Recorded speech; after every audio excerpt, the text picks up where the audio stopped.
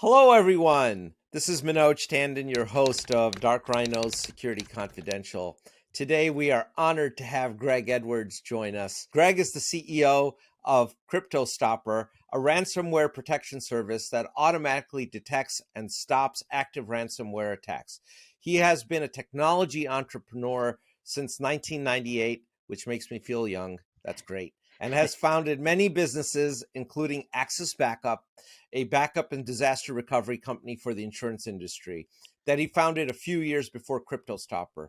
He is a skilled person in disaster recovery, cloud computing, and network security, just to name a couple things. We're honored to have him on the show. Thank you for being here, Greg. Thanks How are for having you? me, Manoj. Uh, it's fantastic to have another entrepreneur on here. We get them from time to time, and they're always. I can't say that I've had not one person that's been boring. They're all very interesting characters, and well, I well, so good. We want to let's keep start with that. we want to keep we want to keep the audience entertained for sure. We don't want to put Yeah, people to there sleep. is. Hey, you know what? Edutainment is a thing, and we're trying to go down that path. So, give us a little bit about your character background. You know, what how did you get into, first of all, starting your own businesses? Because you've done a couple of them. What was that It, journey for you? yeah. So I mean, I think I was born an entrepreneur. I mean, I was detailing cars and hiring my buddies to do the hard work when I was about 12. So I formally started the first company when I was 24 and really had no idea what I was doing. But actually, still own that company today. I absentee own a managed services business that I still own today. Oh, So that's yeah, I think it started at a very young age. in your journey as an entrepreneur. Are there some guidances you can give in terms of anyone that's contemplating it? Is there any reality checks you want to throw out It- there? Well, I mean, some of just the standard of it, it's not easy. I mean, it is a ton of hard work. You've got to be able to buckle down. But I think that the probably the number one thing that I just did natively and didn't recognize this in myself even, but it was taking action and going and not being afraid to take that first step. And at 24, I did that unknowingly and not even realizing that other people wouldn't do that. Right? But so whether it's bringing a product to market or going out on your own and starting a services business, take that first step and go get the first client or release Rev 1 and go get someone testing it in the real world. So what about the fear of failure? I mean, again, so that's something that I did, fortunately or unfortunately, did not have. I didn't ever have a fear of failure. Now I've grown into that with age, and I think that the more because I'm a fail fast kind of entrepreneur and go Uh, iterate and try the next thing and make sure that it's working, and if you fail, you've got to learn from it. So uh, but you can't be afraid of failure. yeah, I'm glad that you answered it. I couldn't have teed that up any better. That was the answer that I think I wanted everybody to hear, that failure is not necessarily a bad thing if you're going down the entrepreneurship I- road. In fact, it's almost necessary I- to become really successful. Absolutely. And for me, early on, like, failure wasn't even a thought, like that wasn't even an option. And so now I view failure as a positive thing, and there are failures that certainly still happen, but you've got to Sure, learn from those and take it for what it is. That not every I mean, if you never try anything, you'll never fail, right? that's So, true. but That's don't be that person. yeah, that won't be a very interesting life, will it? Right. So I guess before we move into some hardcore cybersecurity topics here, I just on the subject of entrepreneurship, do you think that this is something that could be taught in school? Absolutely. I mean, I think that there is an element, like if you look at it in a sports scenario, there's an element of talent for sure. But I think entrepreneurship is something that can be taught. And I think talking through dealing with fear, dealing with failure, those are the biggest things. It's not, I mean, anyone can come up with lots of ideas. It's a matter of implementing and not fearing that failure to go do it. And then, then you have to be able to execute. And there's a big difference between entrepreneurs that can go start something and get it from 0 to 1 between and other entrepreneurs that can get it to 0 to 10 million. That's And they are very different skill sets, actually. very different. Yep. And I'm one that I'm the 0 to 10 million, but not the 10 million to 25 million. Yeah, I'm ready to turn it over to someone else at that point. and it's important to know that. But that is where all the innovation happens, Yeah, right? absolutely. That's the fun After that, you're stuff. getting into operational effectivity, right? Right. Which becomes an analytical exercise, and I guess that was the point in asking the question, because at the university level, when we see a lot of the curriculums for these, and I love picking on them, because you look at the entrepreneurship programs, they're often based on a lot of analytical, objective things, which is important. Like, how do you analyze the market? How do you gauge yourself against the competition? Okay, those are all fun things, but what you spoke about, that fear of failure, getting over, taking that first step, that's where the real magic is. And yeah, and you got It is. it, Well, I think at the university level that a lot of the entrepreneurship programs have come out of their MBA programs, yes, they and have. it's very, very different skill sets between related, but very different skill sets between an MBA program and an entrepreneurship program. I couldn't agree with you more. So with that being said, let's talk about CryptoStopper. All right, How did let's this talk come? about some. How did Yeah. Yeah? How did this company come about? What's the story? What's the backstory here? Yeah, so I started an offsite backup and disaster recovery company in 2007. And we started seeing the rise of ransomware as far back as 2012. And if you Okay, if you recall, that's really when Bitcoin was introduced in 2009, but 2012 is when it really started to take off. And if you look at the rise of ransomware, it completely coincided with cryptocurrency becoming available and mainstream. And we were seeing those ransomware attacks nonstop in the offsite backup business. We did really? so. To give an example of we weren't a huge company specialized in insurance agencies, but during Hurricane Sandy, we did 9 simultaneous recoveries on the East Coast. Uh, Wow. yeah, all Is at the that same because time. their data centers went down, or is it because of ransomware that you had So to do we were those? their data center. I mean, at that point, these were on-site servers that Okay. were all running. I mean, the cloud, that company was started before the cloud exist. I mean, clouds always existed, right? It was, but Oh, we had it in before the the cloud was '70s. what it is today. Um, but 9 simultaneous recoveries during Hurricane Sandy. We then had a follow up of one weekend that we did 13 simultaneous recoveries because of one ransomware strain.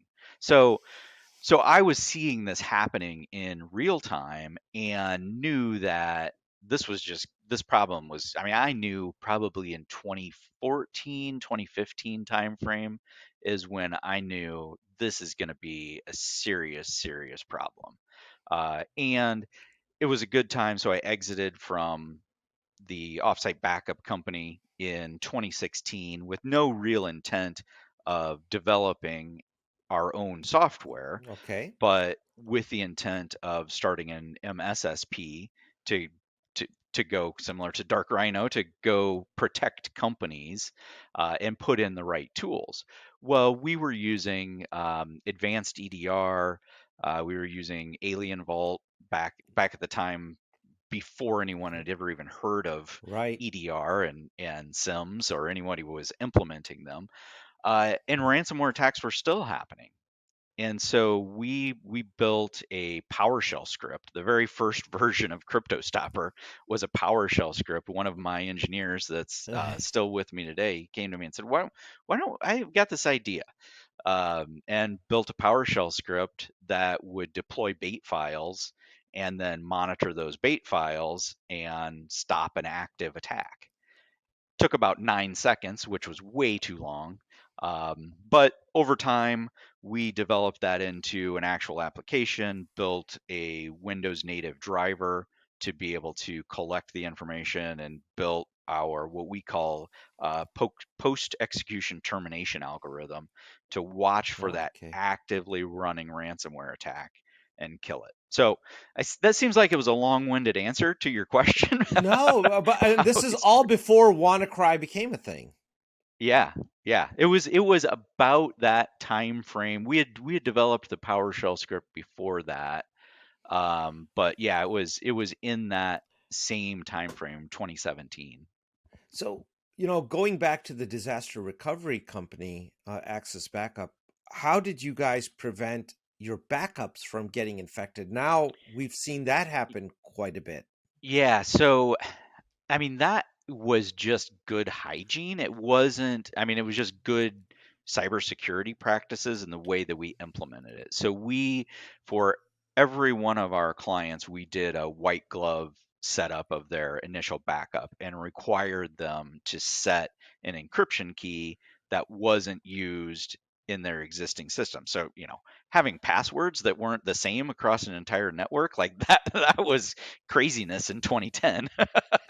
Oh, even today, I can tell you there are still Oracle databases out there with the default It, passwords in place. it's You'll find them. insane. It's insane, isn't it? And so that really, I mean, it was just good hygiene practices from the start where we had their offsite backups encrypted with a password that they set that was different from their local admin passwords. So, why is it that companies, even today, they really struggle with getting a great disaster recovery program in place? I'm sure. It's it's hard. That's why it takes time. It's not, I shouldn't say it's hard because it's really not that hard with the right tools, but it takes time. And the typical IT guys are too reactive and don't have someone holding them accountable to test their DR. So we back at Axis Backup, we would do a week long test where we would send everybody home. I mean, this was before remote working was remote A working, thing. right? So we would say, okay, on this week, and typically did it in July. I don't know why it was July, but typically in July, we'd say, okay, this week the office has been destroyed. Now Okay. what? And again, small company, 20 employees, so it wasn't like 20,000 employees and you got to figure it out. But still, I mean I mean, you talk about testing your disaster recovery. Right. Like, Yeah, you're actually putting it to work. You're seeing from zero to hero. How long does that time take, and right, how does it work? right, right. And I mean, we were, and this would have been back again in that 2010 to 2015 timeframe, and so we were using multiple data centers, and we could work remotely even back then. And so it was a matter of, okay, we'll go home and we connect through our VPN and we work.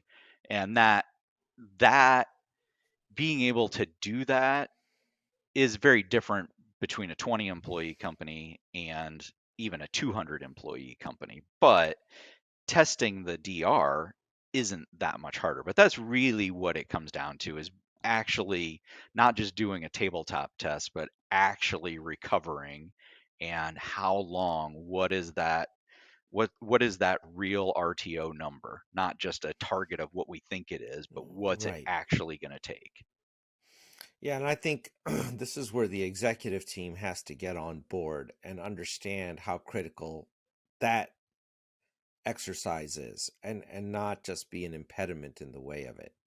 Absolutely. Because I, I can, you have to go with the assumption, and anyone listening, it's, there will be an attack. It's just the fact that it hasn't happened to your firm is a matter of providence. It's just, R- Absolutely. Yeah. you Yeah. know, I mean, we both know that putting in the layered security, doing defense in depth, like those are all the right things to be done. And even when you do that, you can't guarantee 100% protection. you You're cannot. You're you're exactly correct. you're making yourself a harder target.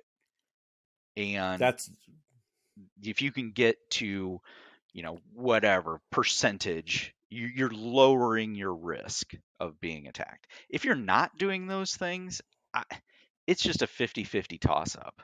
yeah. And y- And maybe you're comfortable with that, at which point I guess you don't need cybersecurity. If that's y- your risk tolerance, you're like, yeah, to heck with it. Okay. I mean, that's a choice, I guess.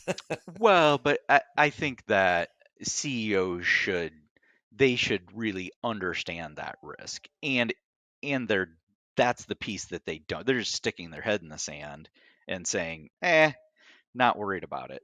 I Whereas think if Yeah, go ahead. No, I'm sorry. I was going to say I think a lot there's also that IT communication back to the executive team. It's that the folks who are in charge of infosec oftentimes are speaking a language that the decision makers don't understand. Right? It's taking Absolutely. a really complicated topic and being able to summarize it down into digestible chunks. Yeah, and depending on the size of the company, if your IT department, if you don't have C-level folks in your IT department, which if you're a company of 1,000 or less, you're not going to have you might have a CTO, but they're not necessarily going to be C-level Right. CTO, and they have a hard time communicating what those true risks are. And yeah, it's hard if the CEO doesn't dig in and doesn't understand and Yep. has an IT department that isn't communicating the risk properly and doesn't have the ability to, then yeah, it's gonna be a mess. Well, and that brings it to the next point here, that even if you had a phenomenal disaster recovery program and it all works and you've tested it, it still doesn't really, it affects a big chunk of the risk from ransomware. But when you look at the remaining parts, you might be able to get back online, but your data is out there now. So you still have the brand issues. You still have the personal privacy laws that come into place. And you still face the threat of fines and legal actions and all that other stuff. Yeah, I mean, these are the exact reasons that I started CryptoStopper and split off. So from the once we developed that initial PowerShell version, Okay. started using it, then within our own environments, then it was a transition where, okay, this makes sense to sell this to other MSSPs and other MSPs, so that they can use it, because it really is that rather than having to depend on your disaster recovery system, you can depend on CryptoStopper to stop that attack. And what we built is that post execution termination algorithm to recognize, okay, ransomware is running, let's kill it, and kill it in less than a second, so that it doesn't take the entire network down. It doesn't allow the exfiltration of the Right. data. And it becomes a security incident instead of a full-blown disaster. I'm going to ask you to walk us through the anatomy of a ransomware attack here in a second. But I want to step back because this is a fascinating topic on ransomware. Is Wannacry? Everyone's heard about this. It's been written about ad nauseum. To a degree, it's even relevant today. What did Wannacry do that was so um, Yeah, paradigm changing for yeah. So ransomware? so it was the first that I'm aware of. There may have been others before it that it just didn't get the notoriety, but really was the first crypto worm. So it was self-propagating. So that was, I mean, there's so many things that were unique about WannaCry, but that was the biggest one, was the fact that it was self-propagating. And and then add to that that it also exploited a vulnerability that only the US government 1 month before WannaCry came out had the ability to use. So that you add that exploit, the fact that it was a worm, and that it was perpetrated by a state actor, being everyone believes that it was North Korea.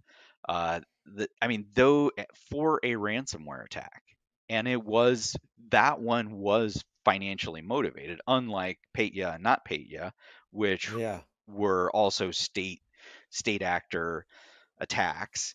Um, and then the last relevant thing maybe about the WannaCry was the live off the land attack. So what we call either fileless attack or live off the land. So there wasn't anything new introduced to the environment. It's running an attack off of what's already there.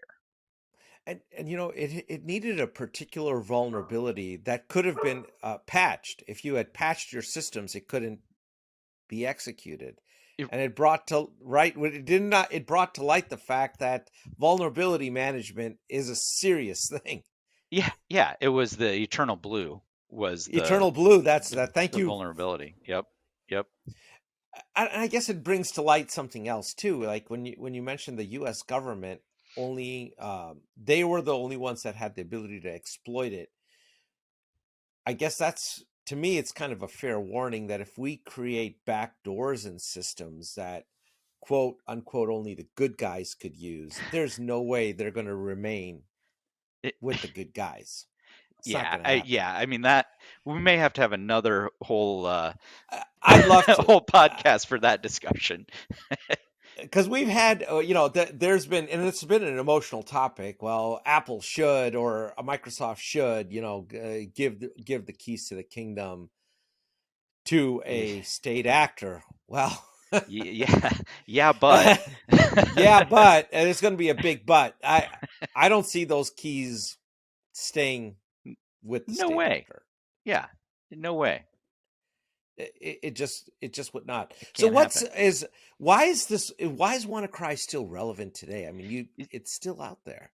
Yeah, so the the fact that it still lives is crazy to me too. But I think the thing that why it goes on and why we still talk about it is because of just the devastation that it caused and the destruction that it caused in the environment and opened the door for those live off the land. There were live off the land attacks prior to that, but that now really has become the major focus, at least of the top ransomware as a service companies. So Lockbit is one that they're very prevalent in using live off the land techniques.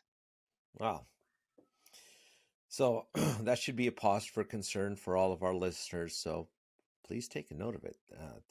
Thanks, Greg. Walk us through the anatomy of a ransomware attack. How do these typically take place? Yeah, so the most common is still through email and a link or an actual attachment in email. So that's still the most common way and comes in, the user interacts with it and starts that ransomware attack. So that's the most common. And just to walk through what then happens, that ransomware, once the user starts it, Yep. then it enumerates typically the network. And so it goes out and looks for any network shares, any files that are out there, and makes a determination. This isn't it's all scripted, so it's not necessarily a human making that determination, Okay. but then starts attacking those data folders, and whether it encrypts and then exfiltrates or straight encrypts to begin with, um, it it starts encrypting files and destroying the network without anyone typically even knowing that it's happening. So that's, So, yeah, go ahead. so question on that. So, as soon as this process kicks off, does the ransomware not phone home? When, at what point does it Y- phone home? When would a SIM, when would a SOC notice this? Yeah, so I mean, totally depends on the variant, but it wouldn't necessarily phone home immediately. If it's a an attack with an attachment and it's running and doesn't need to phone home, then it won't phone home Okay. immediately, and may just set a time bomb to say start at 6 p.m. on Friday, and it Okay. knows it's going to attack network shares, and it's going to start at 6 p.m. on Friday. Hasn't called home because it is a traditional malware that's running Okay. ransomware. So that's one type. Then the when you talk about the live off the land types, those will need to phone home. So that would be more, say, a user clicking on a link or exploiting a vulnerability, where then it's running a remote script. So then that's where it's going to phone home. But the thing is that these phone home calls they're not going to necessarily known bad actors, because those bad actors, I mean, they're constantly changing their their server to phone home to. So That's right.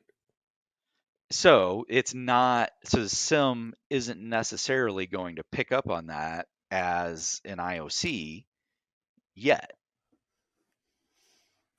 Yeah, because S- even if you're watching the domains that you're, and you have domain lists of known bad actors, there's a good chance it's going to get missed for Yeah, exactly the reason you just mentioned. yeah. I mean, you've had to have seen. I'm sure within your guys' environment, you've seen these brand new Oh command and yeah. control centers that aren't. They're not on any list yet.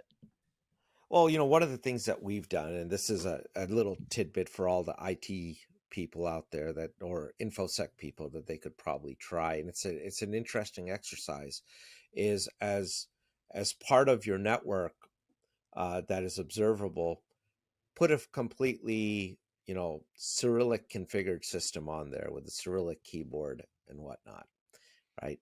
And see what happens, because you know you never you don't want to attack the Russian government, right? Mm. If you're a bad actor, because they don't like that. And if you're originating from that part of the world, it's interesting to see how the activity subsides. You can try this experiment for yourself. Yeah, yeah, When they come across it, they're like, "Oh, is this a yeah. That's is this interesting. I've not. That's one thing that I've not ever heard of anyone putting a honeypot out with that intention to see. But Well, yeah, I that would be now it's interesting. public knowledge. Give it a go. It's a replicable result. Um, do it, Yeah, and you'll yeah, see it. yeah. If it originates from that part of the world, those guys do like, oh shit, maybe this is a bad idea. Let's. We'll stay off. Well, I mean, here's the thing. So it it it is not illegal for a Russian citizen to run a ransomware attack on anyone other than Russian companies. So Exactly. there's no, like, they see that and say, "Oh, that's a Russian. Like, we don't want that might be Russian. This we could get in trouble for this." As That's right. opposed to, if they're attacking a U.S. business, that's just their normal day, and there's nothing illegal about what they're doing. Yeah, you're. In their world, yes, there's nothing illegal, Yeah, no, and I there's didn't not say much. unethical, but Now they might be breaking U.S. laws, but if you're in Russia, you probably really don't care. So that's irrelevant to absolutely. you. It's completely irrelevant to you. So Yeah. I'm sorry, I stopped you in the middle there. You were saying, going back to the ransomware Yeah, so the attack. anatomy of a ransomware attack, the ones that we really, I mean, a CryptoStopper will protect against any kind of exfiltration or encryption ransomware. Oh, Um, so it'll stop the exfiltration of data.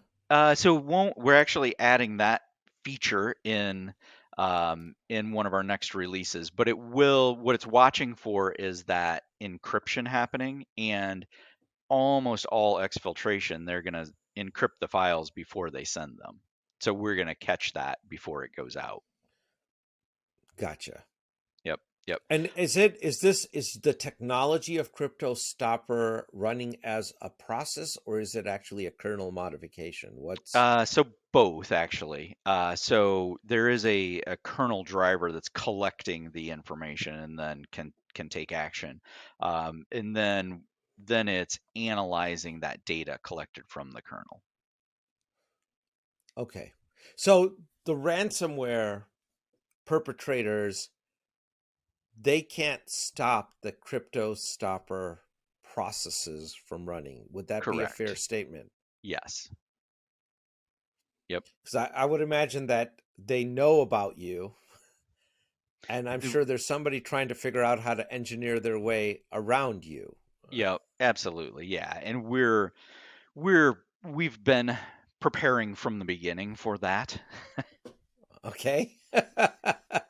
How do you prepare for something like that? That's because those guys Well, are also innovating, right? That's yeah, and I yeah, guess it gets to the future direction of ransomware. So please. yeah. I mean, it's a cat and mouse game always. I mean, we have to think like hackers, and we've written several variants of our own, say what I would call safe ransomware.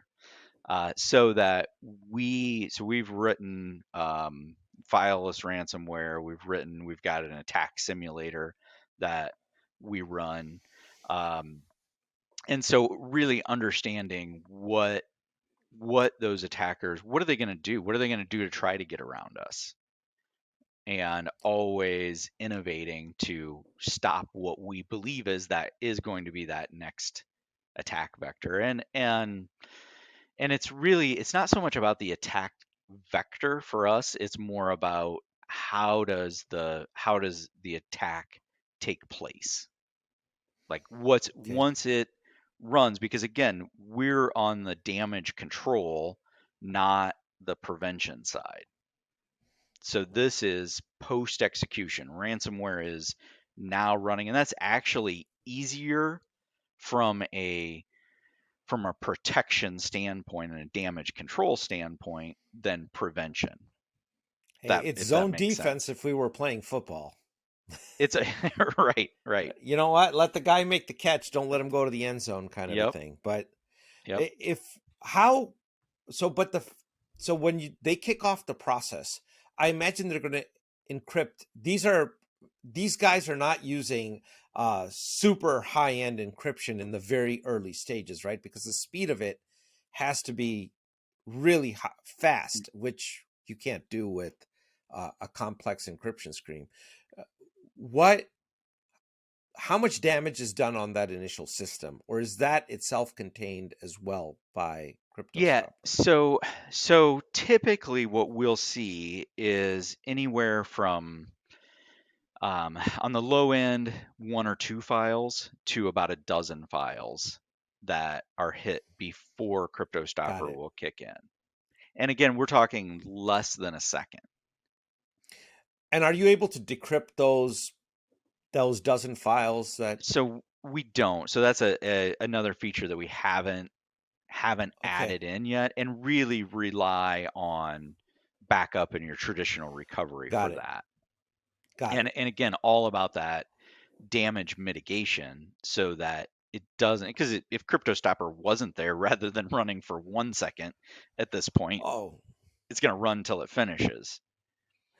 now a lot of times what we see. It's interesting, and I I was on um, a committee recently where they talked about this, that a lot of ransomware processes that are kicked off, that SIM tools or EDR tools have visibility to, is not the whole picture, because a lot of them kick off ancillary processes that those systems do not detect.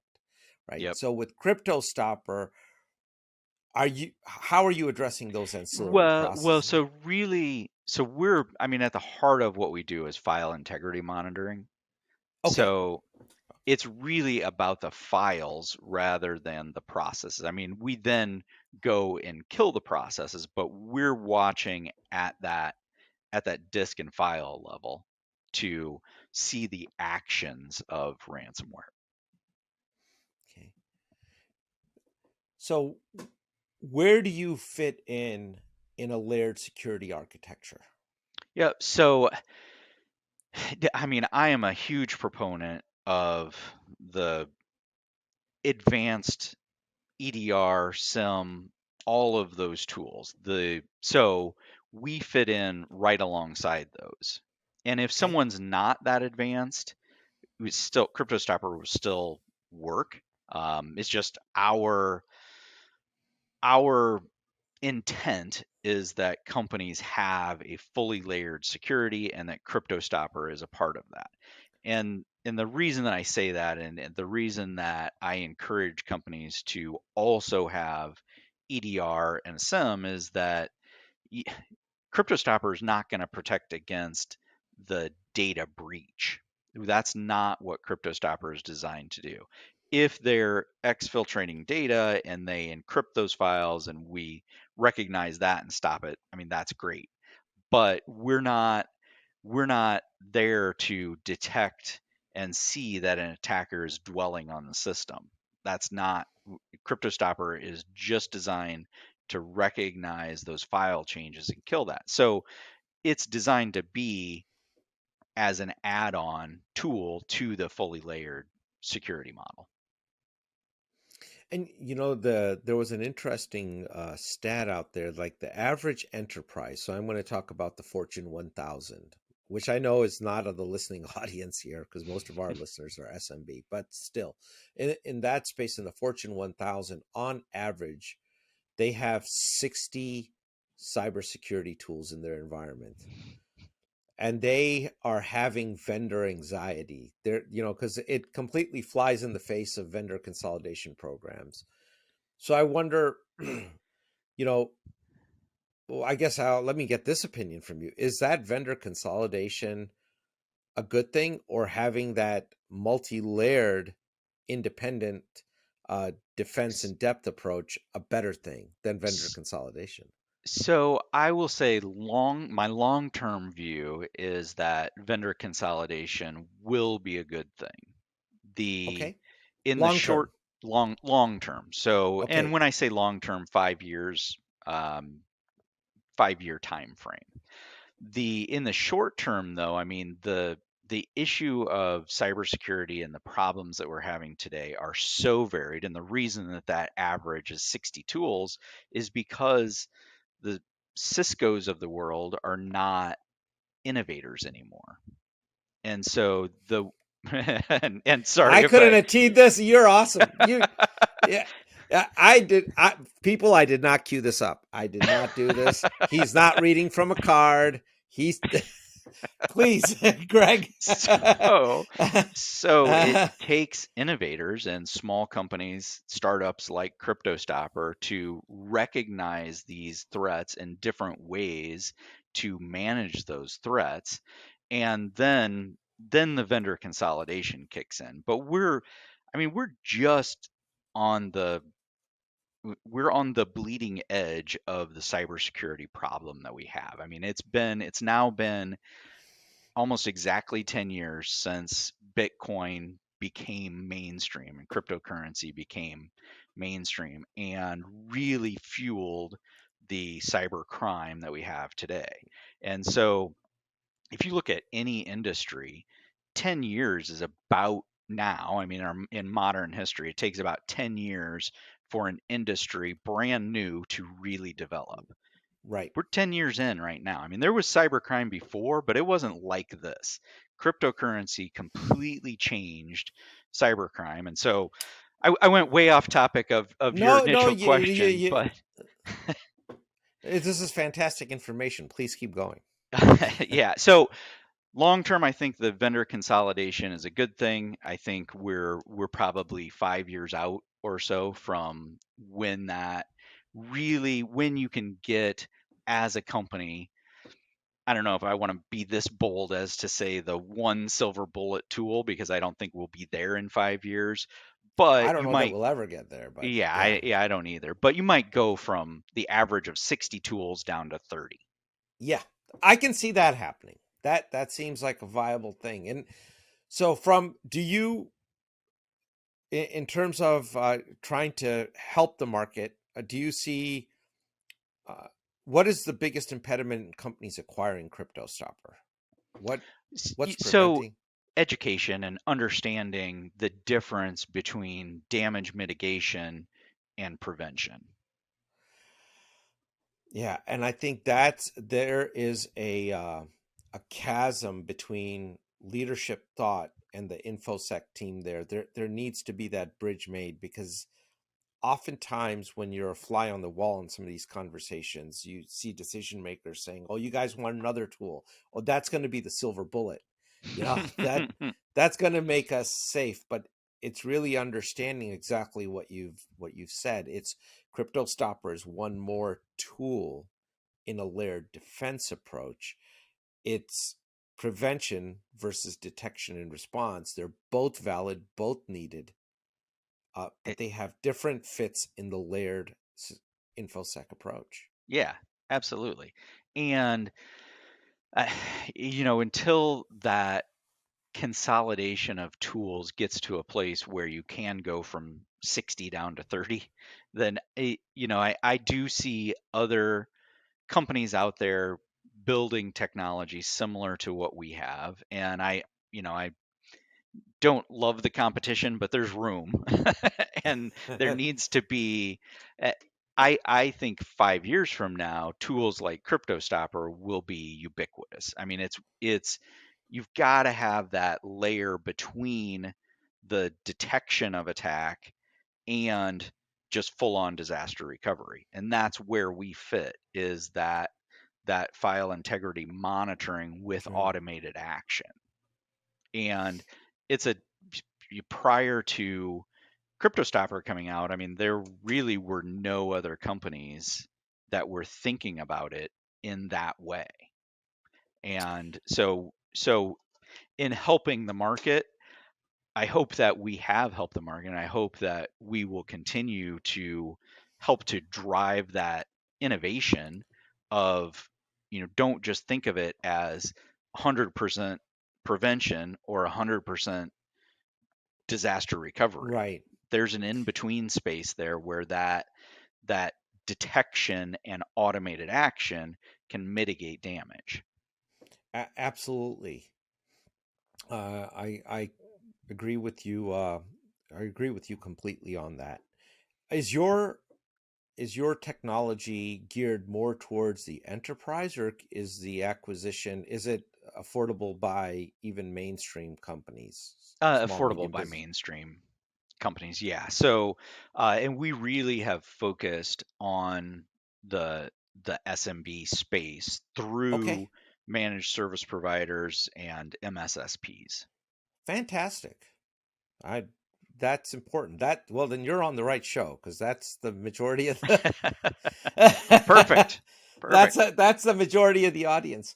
So I know we're down to 3 minutes here. I wanted to give the floor to you to speak about anything you want to talk about in regards to anything that you have coming up, anything you want to plug. Yeah, so actually we're at CompTIA in Chicago at the ChannelCon event. So Okay. definitely check that out this week. And then head out to our website. It's getcryptostopper.com, and Okay. check out CryptoStopper and just see what it can do for your organization.